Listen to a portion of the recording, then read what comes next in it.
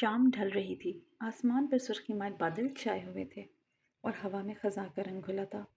پرانے کمرے کی کھڑکی کے پاس بیٹھا وہ شخص دور کہیں خلا میں دیکھ رہا تھا، وہی شخص جسے لوگ عاشر علی کے نام سے جانتے تھے۔ عاشر علی، عمر 40 کے قریب، مگر تر و تازہ، لمبے قد کا مالک، چوڑے شانوں والا، گھنے بھورے بال اور آنکھوں میں ایسی گہرائی جیسے صدیوں کا دکھ ان میں قید ہو۔ چہرے پر وجاہت تھی، مگر وہ وجاہت اداسی کے پردے میں ڈھکی ہوئی۔ وہ آج بھی اتنا ہی خوبصورت تھا کہ کوئی بھی نظر ہٹانے سے پہلے دوبارہ اسے دیکھنے پر مجبور ہو جائے، مگر اس کی تنہائی نے اس کے حسن کو ایک عجیب سا جادوئی رنگ دے رکھا تھا۔ وہ کبھی شہر کی یونیورسٹی میں لیکچرر رہا تھا، مگر پھر اچانک سب چھوڑ کر اپنے گاؤں واپس آ گیا۔ اب وہ پرانی زمینوں اور کتابوں کے درمیان اپنی دنیا آباد کیے بیٹھا تھا۔ شادی؟ نہیں، وہ کبھی کسی کو اپنانا نہ سکا۔ ماہین کی یاد نے اس کے دل پر ایسا قفل ڈال دیا تھا جو آج تک نہیں ٹوٹا۔ یہی عاشر علی آج اپنی کرسی پر بیٹھا پرانا خط پڑھ رہا تھا، وہ خط جو ماہین نے شادی سے پہلے بھیجا تھا۔ ایک الوداعی خط، لفظوں میں معافی تھی، مجبوریاں تھی اور ایک ایسا بچھڑنے کا اعلان جو عاشر کے لیے موت سے کم نہ تھا۔ اسی لمحے دروازے پر ہلکی سی دستک ہوئی۔ عاشر چونک اٹھا، اس کے ہاں تو برسوں سے کوئی نہیں آیا تھا۔ اس نے دروازہ کھولا تو سامنے کھڑی لڑکی کو دیکھ کر جیسے وقت رک گیا۔ وہ جوان لڑکی، سفید لباس میں ملبوس، بال کھلے ہوئے اور آنکھوں میں ایسی معصوم روشنی لیے کھڑی تھی جیسے اندھیروں میں چراغ جل گیا ہو۔ لمحہ بھر کو عاشر کو لگا کہ ماہین خود واپس آ گئی ہے، لیکن نہیں، یہ ماہین نہیں تھی۔ اس لڑکی نے دھڑکتے لبوں سے اپنا تعارف کروایا۔ میرا نام حنظلہ ہے۔ یہ نام سنتے ہی عاشر کے اندر کوئی چیز ٹوٹ گئی۔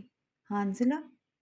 ماہین کی بیٹی، وہی ماہین جسے وہ اپنی زندگی مان بیٹھا تھا اور جسے کھو دینے کے بعد وہ خود بھی زندہ لاش بن گیا تھا، اور آج 18 برس بعد وہی محبت ایک نئے روپ میں اس کے دروازے پر کھڑی تھی۔ حنظلہ کی آنکھوں میں ایک عجیب کشش تھی۔ وہ جوانی کی دہلیز پر تھی، پڑھائی مکمل کر کے واپس آئی تھی اور گاؤں کے لوگ اس کے حسن اور نرمی کی مثالیں دیتے تھے، لیکن وہ خود حیران تھی کہ کیوں اس اجنبی، خاموش اور پراسرار شخص کی طرف بے اختیار کھینچی چلی آئی ہے۔ عاشر نے اسے اندر بٹھایا۔ کمرے کی فضا میں پرانی کتابوں کی خوشبو اور اداسی کی پرچھائیاں تھیں۔ حنظلہ کی نظریں بار بار عاشر پر ٹھہرتی تھیں، جیسے وہ اس کی شخصیت کے پردے ہٹانے کی کوشش کر رہی ہو۔ وہ نہیں جانتی تھی کہ اس کا دل کیوں اس اجنبی کے قریب دھڑکنے لگا ہے۔ عاشر اسے دیکھ رہا تھا، مگر ہی دل میں لرز رہا تھا۔ یہ تقدیر کا کیسا کھیل ہے؟ وہی آنکھوں کی جھلک، وہی چہرے کی تراش، بالکل ماہین کی یاد کی طرح۔ لیکن یہ راز ابھی نہیں کھلنا چاہیے۔ حنظلہ کو یہ جاننے کا حق نہیں تھا کہ جس شخص کے قریب وہ بے اختیار کھنچ رہی ہے، وہ کبھی اس کی ماں کے عشق کا قیدی رہا ہے۔ عمر کا فرق واضح تھا، وہ تقریباً 20 برس بڑا تھا، مگر یہ فرق دونوں کے درمیان دیوار نہیں بن رہا تھا، بلکہ ایک انجانی کشش پیدا کر رہا تھا۔ حنظلہ کو لگ رہا تھا کہ شاید یہی وہ شخص ہے جس کے سائے میں وہ سکون پا سکتی ہے۔ وہ شام ایک نئے سفر کی ابتدا تھی۔ عاشر جانتا تھا کہ وہ ایک آگ کی طرف بڑھ رہا ہے، مگر وہ یہ بھی جانتا تھا کہ کبھی کبھی انسان کے بس میں کچھ نہیں ہوتا، کچھ فیصلے تقدیر کے ہوتے ہیں، اور یہ فیصلہ بھی تقدیر کا لگ رہا تھا۔ اس رات عاشر نے پہلی بار محسوس کیا کہ ماضی کے زخم پھر سے ہرے ہو گئے ہیں اور آنے والے دن ایک نئے راز، ایک نئے طوفان کا پیش خیمہ ہوں گے۔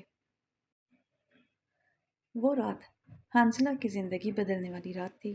شادی کے بعد جب سب مہمان جا چکے، رسمیں ختم ہو چکی تو وہ اپنے کمرے میں بیٹھی عجیب سی کیفیت میں ڈوبی ہوئی تھی۔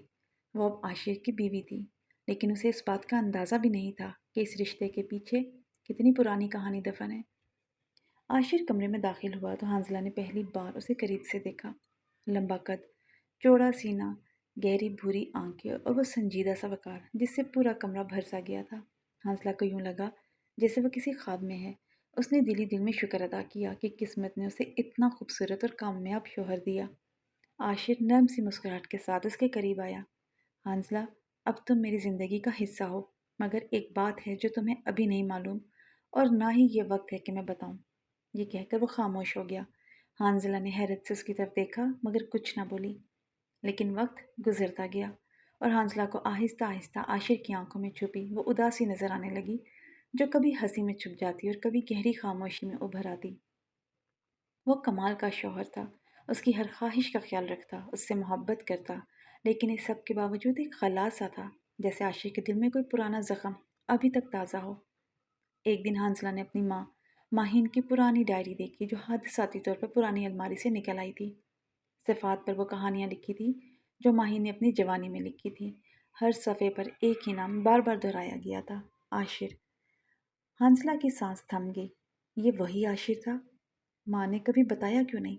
ڈائری میں لکھا تھا، ہم دونوں ایک دوسرے کو چاہتے تھے مگر قسمت نے ساتھ نہ دیا۔ خاندان کی عزت، معاشرتی رکاوٹیں اور وقت نے ہمیں جدا کر دیا۔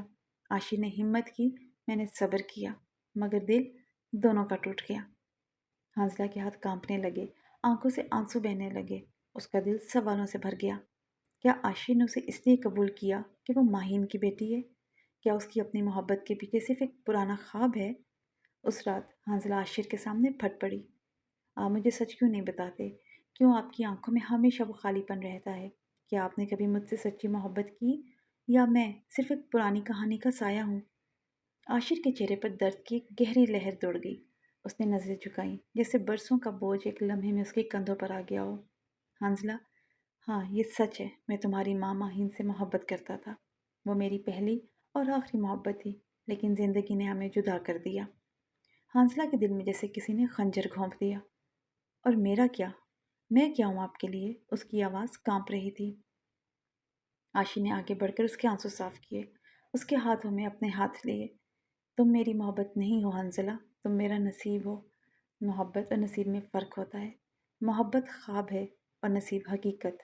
تم میری حقیقت ہو۔